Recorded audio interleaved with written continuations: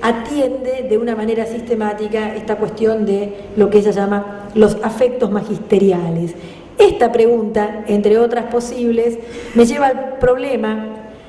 que quiero plantear ahora, que tiene que ver con el problema de dos límites. Nosotros tenemos límites en el saber pedagógico disponible y también tenemos límites en los procesos de formación. Vamos a comenzar por el saber pedagógico disponible. Yo he conceptualizado, lo pueden tomar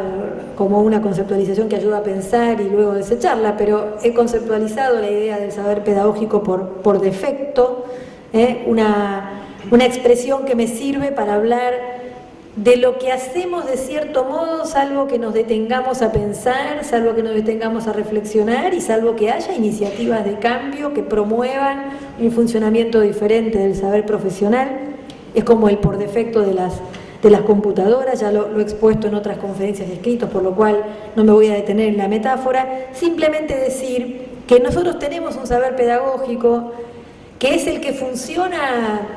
casi sin que lo pensemos demasiado, pero que está estructurado en función del conocimiento profesional preparado para el sistema educativo de fines del siglo XIX. Es un poquito fuerte decir esto. Por eso estamos aquí, porque tenemos cierta conciencia de que nuestro saber profesional está un poco desajustado con el siglo XXI. Yo quiero decirles que también estuvo bastante desajustado con una parte del siglo XX, ¿sí? Es un saber que está estructurado bajo ciertas condiciones de funcionamiento del sistema educativo que son las que fueron pensadas y tendieron a institucionalizarse a fines del siglo XIX. Hay autores que trabajan en educación comparada que dicen que estamos en un proceso de resistematización de los sistemas educativos. Los sistemas educativos como tales se sistematizaron de cierto modo a fines del siglo XIX y que ahora estamos en un proceso de resistematización para el cual, por lo tanto, diría yo, el saber profesional va a tener algunos problemas. Pienso que este saber pedagógico por defecto tiene 4 componentes. No digo que sean los únicos, son en todo caso aquellos que yo he podido sistematizar a lo largo de mi trabajo de investigación. Acepto con todo gusto una ampliación de estas consideraciones que nos permitan entender todavía un poco mejor cómo funcionan estos saberes. El primer rasgo, la primera característica es la perspectiva monocrónica del aprendizaje, la idea de que hay que llevar una cronología unificada de aprendizajes y que es esta cronología unificada la que va a producir el conocimiento y el aprendizaje de los estudiantes. La concepción del trabajo de enseñar como una tarea individual, a la cual ya nos hemos referido. Un modo de pensar la función de transmisión que es propia del mundo predigital. Esto también es fácil de entender y se ha discutido mucho en estos días. Y un rasgo que tal vez se nos escape un poquitito, que es que nuestro conocimiento profesional es un conocimiento sectorial. Esto quiere decir, nosotros sabemos de educación. Esto es bueno, ¿sí? Está bueno que los docentes sepamos de educación, que los abogados sepan de derecho, que los médicos sepan de salud, eso está muy bien. El problema es que hoy día muchas de las actuaciones de las instituciones educativas en términos generales y de los docentes en particular son actuaciones que requieren el trabajo con colegas de otras profesiones. Y así como hay profesiones cuyo conocimiento profesional las prepara por defecto para trabajar con gente que no son de la propia profesión. Por ejemplo, es muy difícil que un trabajador social no esté preparado para trabajar con otros profesionales, porque es el corazón de su trabajo, ¿sí? En cambio, los docentes hemos sido preparados para trabajar fundamentalmente con los alumnos y apenas un poquito con nuestros colegas, pero no para trabajar con profesionales de otras áreas que tienen otros modos de entender las cuestiones que les pasan a los niños, las cuestiones que les pasan a los adolescentes, las cosas que les pasan a las familias, inclusive las cosas que les pasan a las instituciones. Esto es bien importante porque hay toda una prédica que yo puedo llegar a compartir acerca de la importancia de que las instituciones educativas trabajen en red, pero no están pensando quienes predican esto que trabajen en red únicamente con otras instituciones educativas, están pensando que trabajen en red con otras áreas del Estado, por ejemplo, o con otras organizaciones de la sociedad civil que tienen otra clase de conocimientos con los cuales es difícil entrar en diálogo si uno tiene un conocimiento exclusivamente sectorializado. Yo no sé si ustedes han tenido oportunidad de tener este tipo de conversaciones, pero yo que sí he tenido esta oportunidad de trabajar mucho con otras áreas del Estado y con organizaciones de la sociedad civil, escucho mucha queja de estas otras instituciones acerca de lo cerrados que parece que somos los docentes al trabajo con otros que sean distintos o que piensen distinto a como pensamos nosotros. Yo no creo que todos seamos cerrados ni nada por el estilo. Lo que creo es que aún aquellos que tenemos o que podemos tener una mayor apertura hacia el trabajo con otros colegas, tenemos unos límites para comprender algo así como el marco epistémico en el que se mueven los otros. Todas las profesiones se mueven en un cierto marco epistémico. Nosotros tenemos dificultades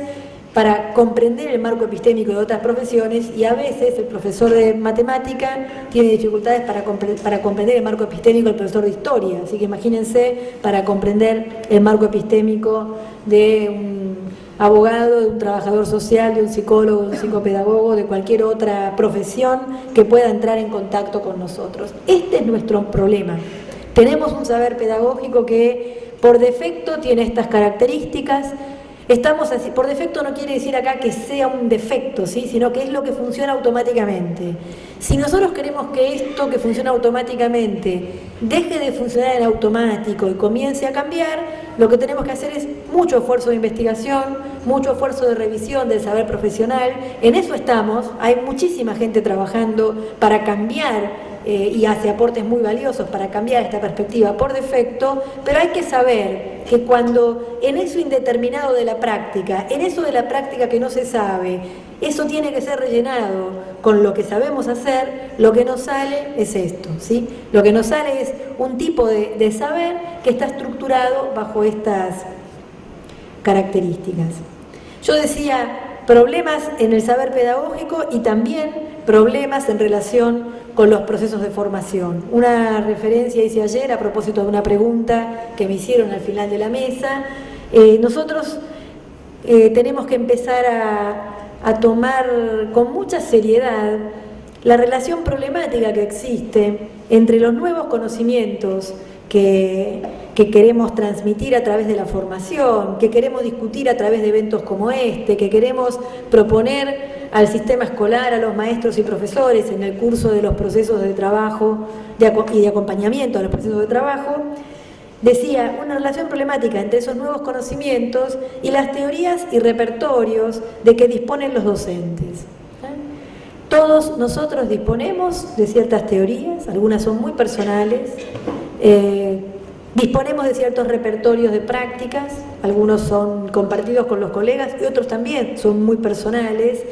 y todavía no sabemos bien cómo producir una relación virtuosa entre esos repertorios, esas teorías personales que pueden estar en parte integradas por teoría educativa pública, pero en parte son saberes bastante personales e inclusive bastante inadvertidos por el propio docente. Bueno, cómo establecer una relación virtuosa entre ellos y los nuevos conocimientos que queremos transmitir. Hemos respondido a esta incertidumbre con una especie de hipertrofia de los procesos de formación. Ha habido en el curso de las últimas 2 décadas en América Latina, en casi todos los países de la región, un crecimiento de los sistemas de formación, más años de formación, más formación continua, postítulos, maestrías, doctorados, especializaciones, formación de equipos para asesoramiento local en las escuelas, incorporación a las escuelas de nuevos roles, de nuevas funciones con fines de asesoramiento y de mejora de la práctica docente. Yo diría que hay hasta cierta desmesura de los sistemas de formación, por lo menos en un país como el mío, la verdad que ya los niveles hasta de credencialismo son bastante preocupantes, y a pesar de esta formación que podríamos de alguna manera calificar como hipertrofiada, no estamos muy conformes con lo que está ocurriendo a nivel de las prácticas. Pareciera que hay ahí un desajuste entre lo que sabemos hacer en los sistemas de formación, sean estos los sistemas de formación más clásicos o sean estos más situados en la escuela, y lo que efectivamente logramos que ocurra en el terreno de la práctica concreta de los maestros y profesores. A mí me parece que lo que no hemos logrado todavía y sobre lo que tenemos que trabajar es sobre la posibilidad de encontrar programas robustos de formación de profesores, como decía ayer, en el marco de una carrera docente que esté más ligada al desarrollo profesional de los docentes, a su formación continua, una carrera profesional que estimule a adquirir nuevas capacidades y conocimientos, inclusive en el marco de mecanismos institucionales que promuevan la salida transitoria del puesto de trabajo docente frente a alumnos, para formarse, para participar en experiencias de innovación y de investigación y para retornar después al trabajo en el aula en condiciones de mayor dominio del conocimiento profesional. Se decía ayer, en el caso de Uruguay era menos grave la situación, pero igual que un 40% de los docentes no se imaginaba en el futuro trabajando en el aula. Y yo creo que tal vez una vía de respuesta tenga que ver con sistemas de carrera docente que permitan la salida transitoria del aula, inclusive el cambio transitorio de escuela, la pertenencia a otro plantel educativo, pero la vuelta después a la escuela y al aula para que aquello aprendido en otro contexto enriquezca la práctica. Tuve el gusto ayer, después de la mesa de la tarde, de tener una entrevista para una maestranda que estaba trabajando sobre ciertos programas, sobre el programa Maestros Comunitarios del Uruguay y sobre el programa de reorganización de las trayectorias escolares de nivel primario en la ciudad de Buenos Aires, y me hacía una entrevista sobre este tema y hablamos mucho sobre los maestros que trabajan en esta clase de programas. Voy a hablar del que yo conozco, que es el programa de reorganización de las trayectorias. Yo le decía, ella me preguntaba, yo había tenido mucho que ver con ese programa, me preguntaba, ¿y vos qué problemas le ves o qué déficit le ves? Bueno, y tú, me decía, ¿no? Y vos, digo yo, ¿y tú qué problema le ves al programa? Pensando ya en el final, ¿no?, de la entrevista. Yo le decía, mira, para mí hay un gran problema, y es que nosotros no encontramos un modo en aquel momento. Yo creo que hoy no pensaría un programa de esas características sin buscar este modo, de que el paso por la experiencia del programa de reorganización de las trayectorias o de cualquier otro programa sea algo así como un momento en la carrera de un docente, que allí aprenda ciertas cosas, además de trabajar en el programa, aprenda ciertas cosas que son propias de otro modo de ejercicio de la profesión, pero para la vuelta después al aula común. Uno podría pensar que muchos de estos programas son lugares de formación porque tienen unas condiciones y unas características bastante intensas desde el punto de vista del asesoramiento a la práctica, del análisis de la práctica junto con el maestro, junto con el profesor. Pero lo que ocurre muchas veces es que estos docentes después no vuelven al aula común. Y yo creo que si uno pudiera pensar, pongo este ejemplo como cualquier otro, un mecanismo periódico de otra experiencia profesional que permita después la vuelta al desempeño docente en el aula estándar, seguramente podría llevar al aula estándar muchas de las transformaciones que están ocurriendo casi en los bordes del sistema, en esto que a veces se llama los nuevos formatos, las nuevas experiencias de escolarización, etc. Para cerrar, tratando de ser respetuosa con los tiempos que me han pedido que cumpliéramos, voy a dedicar los últimos 5 minutos, 10 minutos, al problema de la producción de saber pedagógico. Yo decía al comienzo de la conferencia que los docentes tenemos, entre otras características de nuestro conocimiento profesional, una relación epistémica con el saber que es problemática, por aquello de que transmitimos un saber que no producimos, y el saber que producimos no lo reconocemos nosotros y no tiene reconocimiento social. Hay poco reconocimiento de que en el curso de la práctica, en esa práctica que tiene algo indeterminado, algo que no se sabe, hay sin embargo un proceso de producción de saberes. Entonces, me parece que como cierre de nuestro evento, como cierre de este encuentro de discusión tan fuerte acerca de qué para adelante, qué para el futuro, sin dejar de abrevar en nuestro pasado y en las buenas tradiciones educativas, pero qué para adelante, me parece que hay que instalar o contribuir a que se expanda una pregunta por la producción del saber pedagógico. La pregunta podría ser, primero, ¿tenemos un problema de verdad con el saber pedagógico? ¿Hay un problema de vacancias en el saber pedagógico? Ustedes saben que la figura de la vacancia o de lo vacante se utiliza para hablar de aquello que está vacío, de aquello que está vacío, no es que no está, sino que se sabe que está, pero está vacío. Bueno, ¿hay vacancias en nuestro saber pedagógico?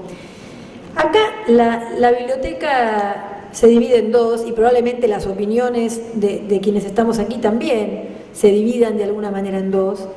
Hay quienes piensan que no, que nosotros no tenemos un problema de vacancias, que al contrario, hay muchísima producción de conocimiento en la investigación, en las escuelas, en los programas que están promoviendo nuevos formatos de escolarización, en las áreas de la administración pública educativa, en cualquiera sea sus características en cada país, que están promoviendo la formulación de saberes nuevos, por ejemplo, de saberes didácticos, de saberes sobre la evaluación, de saberes sobre los niños, los adolescentes y los jóvenes, pero que lo que tenemos es un problema respecto de cómo está formulado este saber y cómo se difunde. Cuando se habla de cómo está formulado este saber, se hace referencia a que muchas veces este saber está formulado de manera sumamente hermética. Está formulado de manera tal que para poder comprenderlo se requiere una clave de conocimiento tan fuerte que esa clave de conocimiento hermético hace al saber inaccesible para la mayor parte de los maestros y profesores. Entonces necesitamos unos hiperexpertos que puedan venir a contarnos este saber. Necesitamos maestros extraordinarios, pero resulta que necesitamos millones de maestros, entonces la verdad que si necesitamos que sean extraordinarios, pero tienen que ser millones, tenemos un problema insoluble, porque lo extraordinario por definición es extraordinario, ¿sí? Necesitamos que todos los maestros, todos los profesores, o la mayor parte de los maestros y profesores, si no es posible que sean todos, estén munidos de estos saberes, que entonces no pueden ser formulados de modo hermético, y además necesitamos que estos saberes se difundan, que estos saberes producidos localmente lleguen a la mayor cantidad posible de maestros y profesores, se extiendan de una escuela a la otra, de las áreas gubernamentales a los ámbitos de formación, de las áreas de investigación al sistema educativo, y ahí estamos teniendo muchísimos problemas en esa suerte de puentes entre ámbitos distintos de la práctica y de la producción de saberes que no logran conectar entre sí. Un autor muy conocido que sostiene esta posición de que no tenemos un problema de vacancias, que lo que tenemos es un problema de formulación y difusión de los saberes, es el muy conocido David Perkins, ¿sí? Si ustedes han leído el libro La Escuela Inteligente, por ejemplo, si repasan el prólogo de La Escuela Inteligente, Perkins dice ahí que tenemos muchísimo que ya sabemos acerca de cómo lograr una escuela que forme para la comprensión, acerca de cómo lograr una escuela que realice un trabajo formativo que no sea el de la reproducción acrítica, que no sea el de la memorización, que no sea el del saber obsoleto, que no sea el del saber irrelevante para el mundo contemporáneo, que sea una escuela que prepare con capacidades para comprender el mundo, con capacidades para seguir aprendiendo, para elaborar el propio conocimiento, pero que lo que tenemos es un problema de formulación y de circulación del saber que permitiría esta clase de institución educativa. Y él dice, bueno, yo me propongo con este libro contribuir a formular el saber en términos que todos podamos comprender. Esta es una parte de la respuesta posible. La otra parte de la respuesta posible a la pregunta por las vacancias es una respuesta que dice que sí tenemos problemas, que sí hay cosas que no sabemos, que sí hay cosas que no han sido investigadas todavía, que a veces los programas de política educativa ponen en las escuelas una agenda para la cual no se ha producido todavía un saber suficiente, Entonces, por poner un ejemplo muy afín a la realidad uruguaya, llegan las computadoras a las escuelas, los estudiantes las tienen, los profesores las tienen, pero el proceso por el cual se va formulando, reformulando el saber pedagógico, de modo de producir una reestructuración en el modo de relación con el saber a través de este instrumento cultural que es la computadora, llega bastante más tarde, y no es que llega bastante más tarde simplemente porque no tuvimos tiempo de dar todos los cursos que se requieren para, sino porque es un saber que hay que construir, porque nunca ha ocurrido en la historia de la humanidad que en todas las escuelas hubiera unos medios técnicos que permitieran el tipo de reformulación del saber que permitiría, por ejemplo, un plan como el Plan Ceibal o un plan como el Plan Sarmiento en mi país, el Plan Conectar Igualdad o cualquier otro plan por el estilo. Y con esto no digo que entonces no hay que mandar computadoras a las escuelas hasta que se produzca ese saber, porque estamos frente a la situación curiosa de que si las computadoras no están en las escuelas, los problemas no se plantean. A ver, si lo puedo explicar un poquito más claramente.